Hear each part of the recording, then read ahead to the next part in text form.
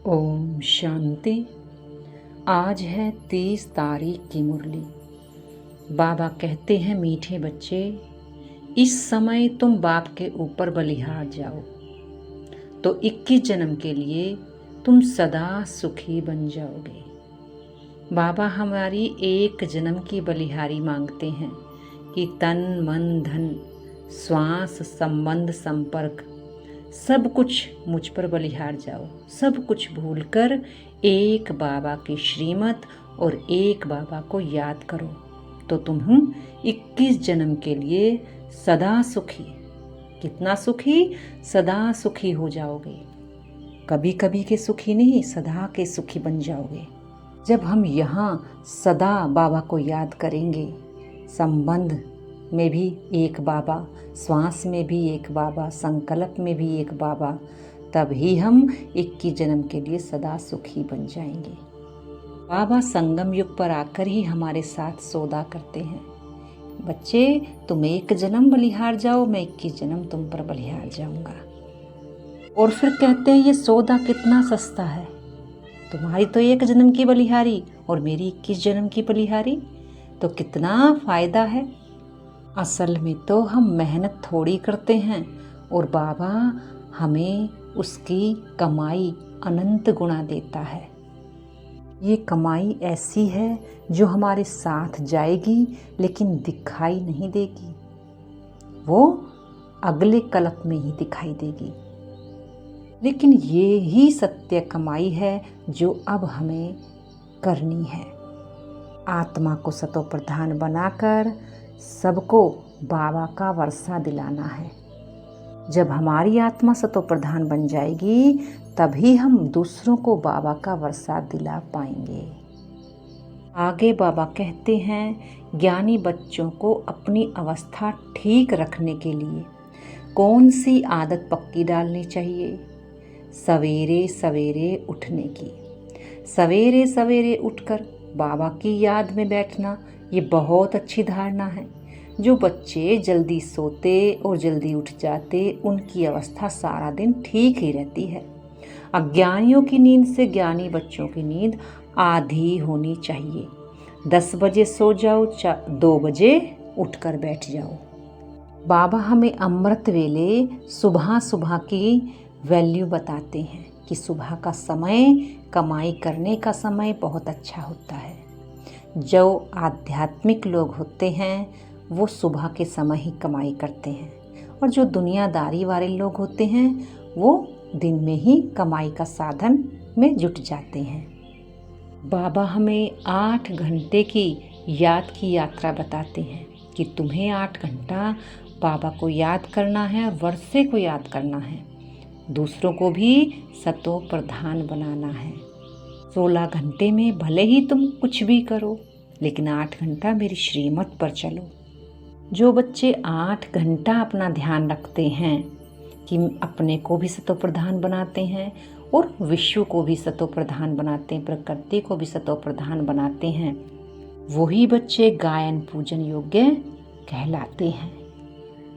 पहले पहले हमें त्याग करना होता है। यहाँ भी बाबा नींद को त्यागने की बात कहते हैं कि बस 4 या 5 घंटा ही नींद करो, क्योंकि त्याग के बाद फिर तपस्या, फिर हमें बैठकर उस पर तपस्या करनी है। हमें अपने विकर्मों को विनाश करना है और बिना तपस्या के साधना हो नहीं सकती। कोई भी प्राप्ति बिना तपस्या के नहीं हो सकती। इसीलिए कहा गया है त्याग, तपस्या, फिर सेवा। जब हम तपस्या पर बैठते हैं तभी उसके बाद हम सेवा कर पाते हैं, क्योंकि पहले पहले तो हमें अपनी ही सेवा करनी होती है। जब हम अपने आप की स्थिति को अच्छी बना लेते हैं, उसके बाद ही हम सेवा कर सकते हैं। उसके बाद की जो सेवा होती है वो निस्वार्थ की होती है। कैसी भी सेवा हो, हम उस सेवा से परेशान नहीं होते। निस्वार्थ का मतलब ये नहीं कि कोई भी भावना ही उत्पन्न ना हो, लेकिन हम उन सेवा से परेशान नहीं होते, सहज ही उन्हें कर लेते हैं। गीत है आज का, मुझको सहारा देने वाले तेरा शुक्रिया। बाबा कहते हैं किसी भी सन्यासी से तुम पूछोगे कि मनुष्य पुनर्जन्म लेते हैं तो ये नहीं कहेंगे कि नहीं लेते, लेकिन कह देते हैं 84 लाख जन्म लेते हैं, लेकिन मनुष्यों का जन्म नहीं बताते, 84 लाख योनियों का बता देते हैं कि मनुष्य सभी योनियों में आता है। बाबा हमें बताते हैं कि आत्मा संस्कार के अनुसार एक शरीर छोड़कर फिर दूसरा जन्म लेती है, संस्कार के अनुसार जन्म लेती है, ना कि 84 लाख जन्म लेती है।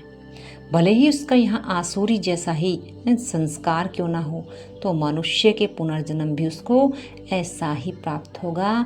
आसुरी स्वभाव के साथ बहुत पीड़ा, बहुत दुख होगा।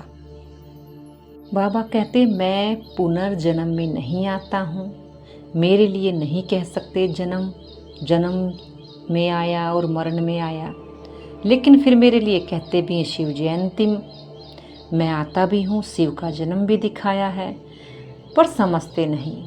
शिव जयंती है परंतु जन्म के साथ फिर मरना जिसे कहा जाता है वह नहीं है। अगर मरे तो फिर पुनर्जन्म में आना पड़े। बाबा का अवतरण होता है, बाबा का जन्म नहीं होता। ये बात हमें समझनी होगी। सभी देवी देवताओं का जन्म होता है, लेकिन शिव बाबा का अवतरण ही होता है, और वो एक ही बार एक ही शरीर में आकर के इस संसार को पुराने से नया बनाने का कार्य करते हैं। अंत के समय में ही उनका अवतरण है। कहा भी गया है कि कलयुग के अंत में कलंकी धर का अवतरण होगा और फिर ये धरती स्वर्ग बन जाएगी। लेकिन कलंकी धर के लिए अनेकों बातें लिख दी हैं। असल में तो भगवान धरती पर अपना अवतार लेकर के, कलंकी का अवतार लेकर के इस विश्व को पावन बनाने का कार्य बहुत समय से कर रहे हैं, वो भी एक साधारण बूढ़े तन के आधार लेकर के।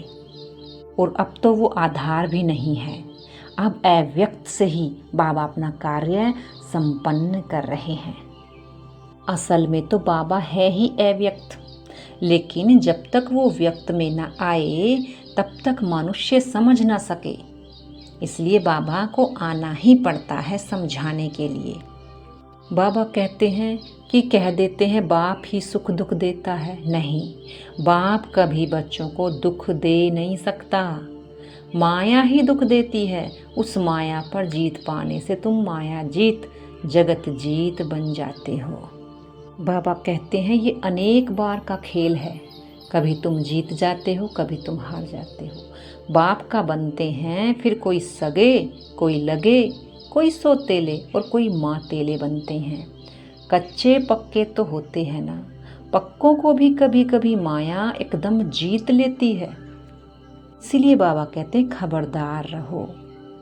बाबा कहते हैं ये बेहद के बाप का यज्ञ है, बेहद के सेठ ने बेहद का यज्ञ रचा है। इतने वर्ष कोई भी यज्ञ चलता नहीं, 7-8 रोज या 1 मास ही यज्ञ चलता है, लेकिन यह तो तुम्हारा यज्ञ कितने वर्षों से चल रहा है, और जब तक चलता रहेगा जब तक नई दुनिया आ नहीं जाती। तो ये भी नहीं सोचना कि कब तक यज्ञ चलेगा, जब तक नई दुनिया और पुरानी दुनिया का अंतर नहीं मिट जाता तब तक ये यज्ञ चलता ही रहेगा। बाबा कहते तुम्हें भी बाप पर बलिहार जाना है, जैसे स्त्री पुरुष पर और पुरुष स्त्री पर बलिहार जाते हैं, यहाँ है बाप पर बलिहार जाना। शादी में एक दूसरे पर बलिहार जाते हैं, लेकिन हमें तो गुप्त ही बाप पर बलिहार जाना है। बाबा तू ही मेरा पिता, तू ही माता, तू ही सखा, तू ही साजन, तू ही बेटा, तू ही बेटी, सारे संबंध बाबा तुझसे। मेरी श्वासें संकल्प भी अगर चलें तो वो भी एक बाबा के लिए ही चलें, विश्व कल्याण के लिए चलें। ऐसी ऐसी सोच होनी चाहिए। लेकिन कई बार हमारी सोच भी बदल जाती है, लेकिन अगर बदल जाए तो भी कोई चिंता नहीं, फिर से बाबा की तरफ उसको कर दें। जितना जितना इसको अपनी आदत बना लेंगे उतना ही ये नेचर बन जाएगी, और फिर हमें इसको करने में मेहनत भी नहीं लगेगी। धारणा के बिंदु हैं। पहली पॉइंट, 21 जन्म सदा सुखी बनने के लिए एक बाप पर पूरा पूरा बलिहार जाना है। श्रीमत से श्रेष्ठ बनना है। मनमत व परमत को त्याग देना है। कोई अवज्ञा नहीं करनी है। दूसरी पॉइंट, सवेरे सवेरे उठकर याद में बैठ कमाई करनी है।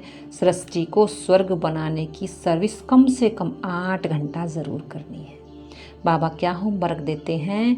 सृष्टि का स्वर्ग बनाने की सेवा 8 घंटे करनी है, यानी दूसरों का कल्याण करना है। स्वयं का कल्याण जो कर लेता है वो फिर दूसरे के कल्याण में बिजी हो जाता है। वरदान है, समय और संकल्प सहित अपने सर्व खजाने को विल करने वाले मोहजीत भव। जैसे बच्चे को सब कुछ विल किया जाता है, ऐसे आप लोग भी बाप को अपना वारिस बनाकर सब कुछ विल कर दो तो विल पावर आ जाएगी। विल करने से विल पावर आ जाएगी। इस विल पावर से मोह स्वतः नष्ट हो जाएगा। जैसे साकार बाप ने पूरा ही अपने को विल किया, वैसे आप लोगों की जो स्मृति है, समय और संकल्पों का खजाना है, उसे विल करो, अर्थात श्रीमत प्रमाण सेवाओं में लगाओ, तो मोहजीत बंधन मुक्त बन जाएंगे। स्लोगन है, 1-2 का स्नेही बनने के लिए सरलता और सहनशीलता का गुण धारण करो। ओम शांति।